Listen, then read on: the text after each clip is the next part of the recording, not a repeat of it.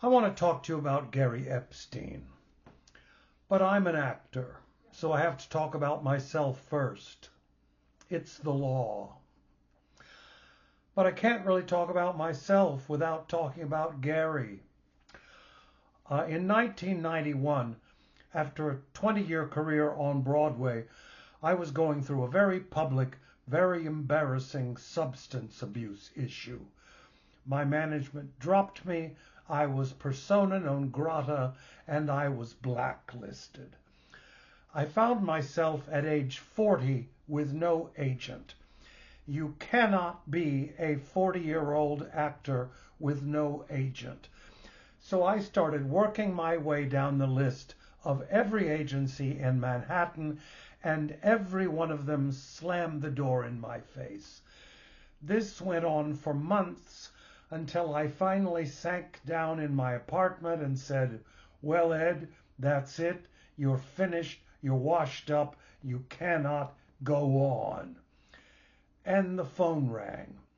It was a young woman named Mary, who I'd worked with years before on a commercial, the only commercial I ever did. She said the client was asking for me by name. Did I by any chance need representation? I said, "You know, Mary, I think I do." So I hoofed it up to 43rd Street to have a meeting with Mary.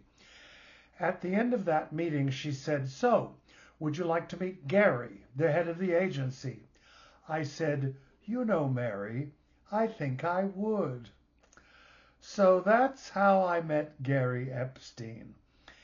And if I didn't already understand that this was divine intervention, 1 week later, Mary got another job, left the agency, and I never saw her again.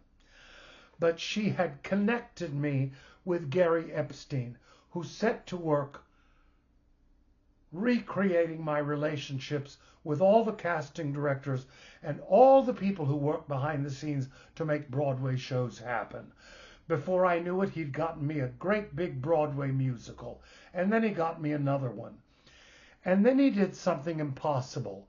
He got me a straight play on Broadway. No actor who has a resume full of musicals can get a straight play on Broadway, but that's what Gary did for me. And then he got me another one.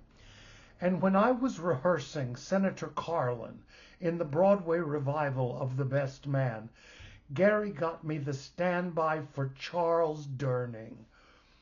One day after we opened, Charles was out, and I went on for the lead role in a straight play on Broadway and took the final bow. And there was Gary, standing at the back of the orchestra, applauding over his head. During the 30 years we worked together, I called him every day, sometimes several times a day, and often on the weekends. So I got to know his wonderful wife, Cheryl. I got to know his mother and his father. I got to know all the guys he played poker with and all of their wives.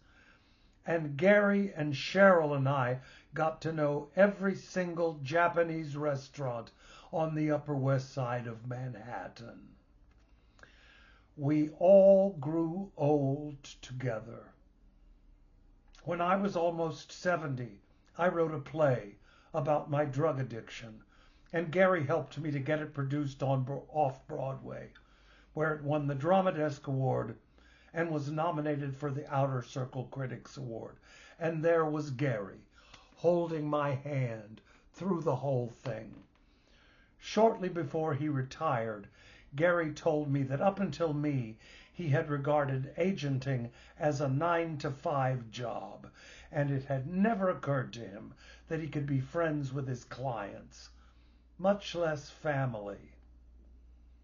But that's what Gary was to me. Family.